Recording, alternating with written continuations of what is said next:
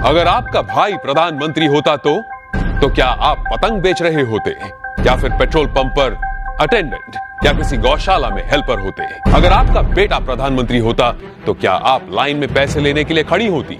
जरा सोचिए। मैं विक्रम बजाज फिर एक बार लेकर आया हूं खबरों के पीछे का रिसर्च और सच। इस देश में परिवार में एक बंदा पॉलिटिक्स में जाए तो परिवार में दूर दूर तक सारे के सारे पैसों के ढेर में खेलते हैं।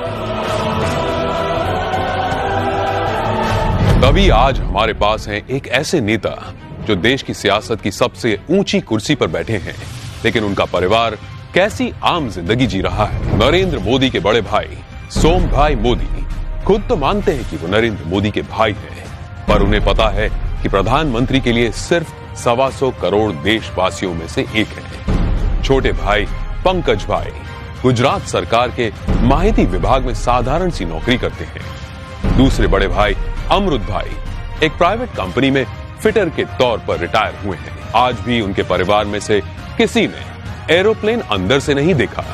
मोदी जी के दूसरे छोटे भाई प्रहलाद मोदी एक फेयर प्राइस शॉप चलाते हैं। उनकी 95 साल की माताजी नोटबंदी के बाद पैसे निकालने के लिए खुद लाइन में खड़ी दिखी थी।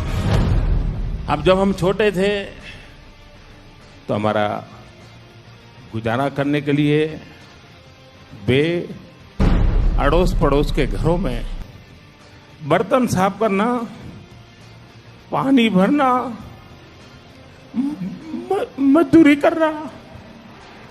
आप कल्पना कर सकते हैं कि एक मां ने कितना कष्ट उठाया होगा। नरेंद्र मोदी के चचेरे भाई अशोक भाई 8 बाय 4 फीट के किराए की दुकान में पतंग पटाखे और नाश्ते बेचते हैं। बड़े चचेरे भाई भरत भाई एक पेट्रोल पंप पर अटेंडेंट हैं और उनकी पत्नी रमीला बहन वडनगर के अपने छोटे से घर में ही खाने का सामान बेचती है। मेरे देशवासियों, मैंने घर, परिवार, सब कुछ देश के लिए छोड़ा है। तीसरे चचेरे भाई चंद्रकांत एक गौशाला में बतौर हेल्पर काम करते हैं। चौथे चचेरे भाई अरविंद भाई एक स्क्रैप डीलर हैं, जबकि 5वें चचेरे भाई भोगीलाल ग्रोसरी शॉप चलाते हैं। चाचा कांतीलाल और जयंतीलाल रिटायर्ड टीचर्स हैं। जयंतीलाल की बेटी लीना की शादी एक बस कंडक्टर से हुई है। मतलब कि देश के प्रधानमंत्री का जीजा एक बस कंडक्टर है। अरे हम तो फकीर आदमी हैं, झोला लेके चल पड़ेंगे जी। परिवार को मोदी जी पर बड़ा गर्व महसूस होता है, लेकिन उन्होंने इस बात का कभी गलत इस्तेमाल नहीं किया।